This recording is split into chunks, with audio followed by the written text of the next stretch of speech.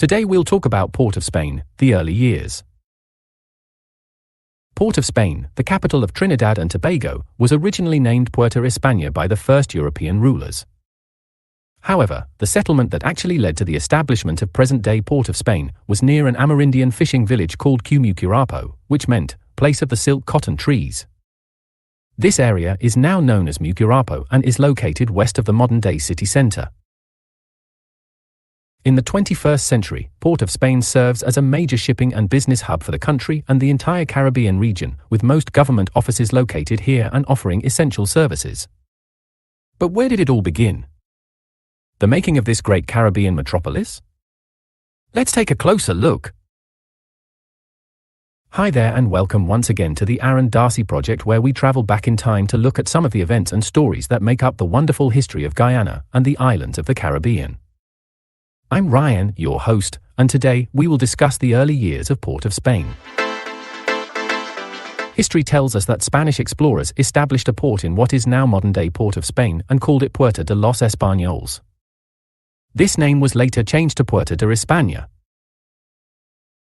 In 1560, a fort was constructed at the foot of the Lavantil Hills, the city's present-day eastern boundary. This Spanish fort was a simple mud-walled enclosure with a shack, a flagpole, a few cannons, and a small number of soldiers, and was captured during Walter Raleigh's expedition in April 1595. Trinidad today is quite a popular and well-known Caribbean tourist destination, the land of cricket, carnival and calypso. You must have heard names like the Mighty Sparrow, Shadow and Crazy, entertainment personalities that have dominated the cultural mosaic of the Caribbean for decades.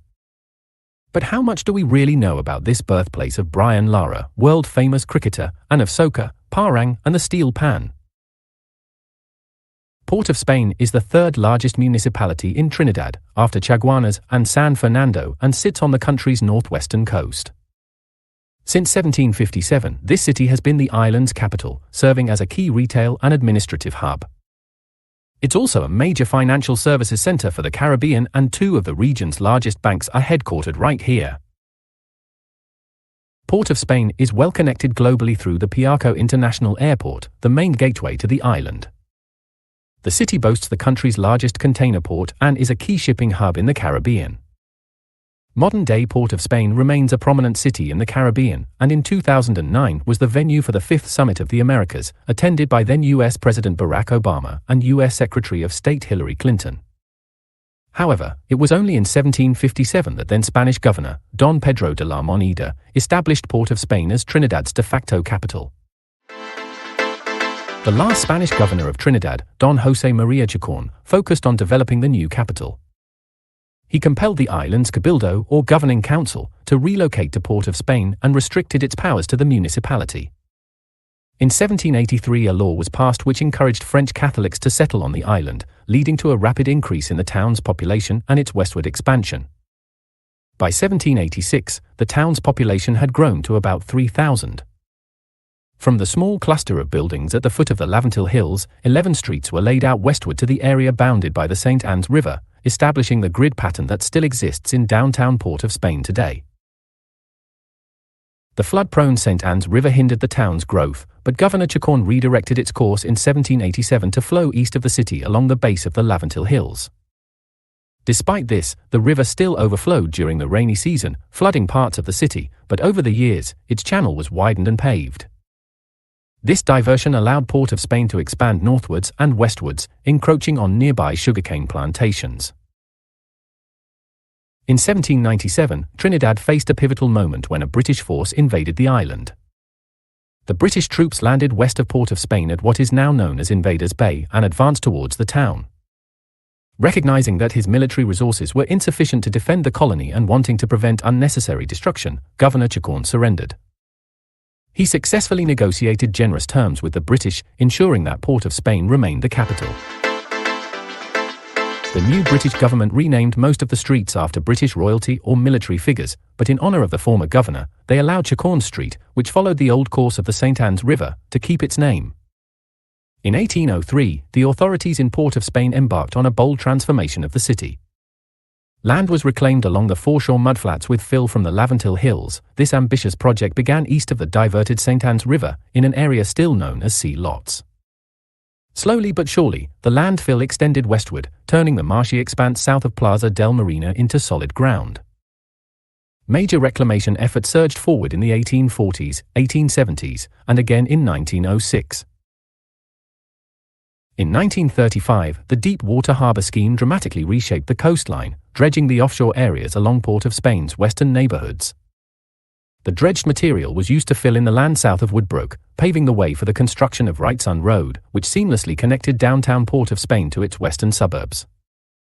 These newly reclaimed lands, initially called Dockside, became a strategic base for U.S. forces during World War II and later hosted numerous government buildings.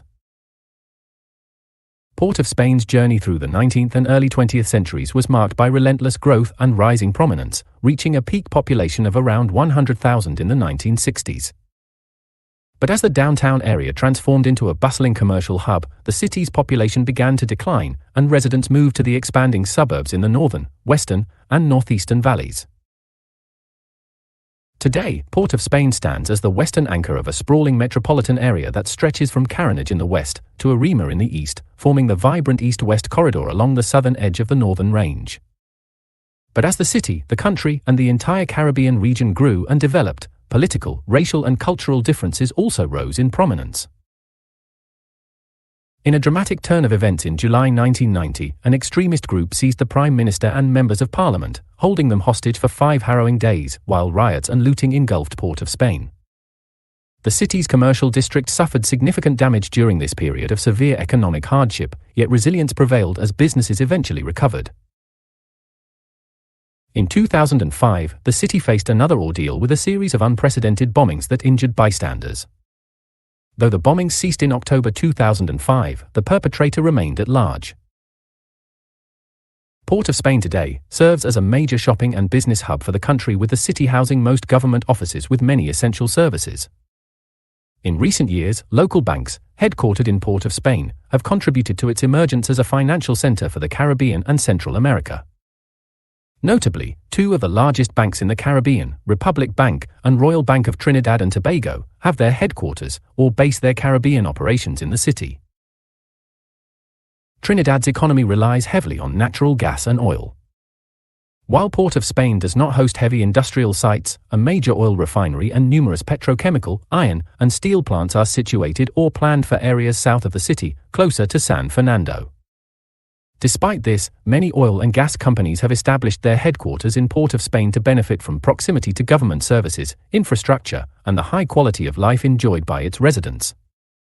Port of Spain also accommodates cruise ships and offers public international cargo handling facilities for various types of cargo. Revenue from international natural gas sales has funded projects like the Port of Spain International Waterfront, built on former Port Authority land. The port is the country's main location for containerized shipping, followed by the Port of Point leases. Port of Spain is also home to the Caribbean's largest and most successful stock exchange, the Trinidad and Tobago Stock Exchange.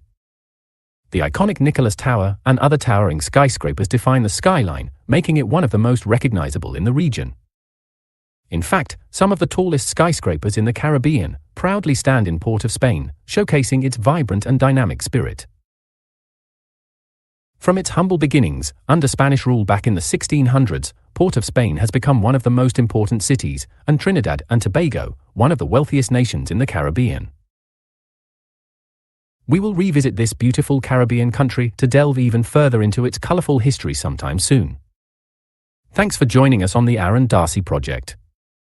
If you continue to enjoy our videos, please consider subscribing, liking, and you know what. We look forward to your company in a future episode of The Aaron Darcy Project. Goodbye for now.